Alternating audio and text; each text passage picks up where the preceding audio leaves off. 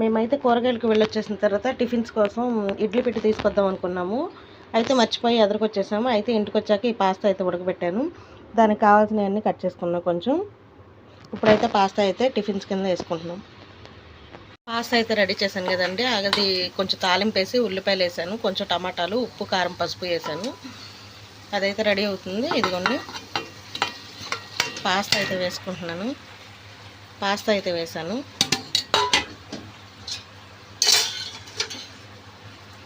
రెండు పచ్చిమిరకాయలు, కొంచెం కరివేపాకు వేసాను. ఇదైతే కలిపేస్తా.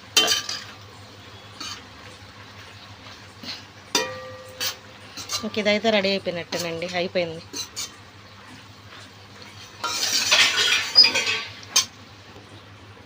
రెడీ అయిపోయింది. ఇప్పుడు టైం వచ్చేసి 9:30 అవుతుంది.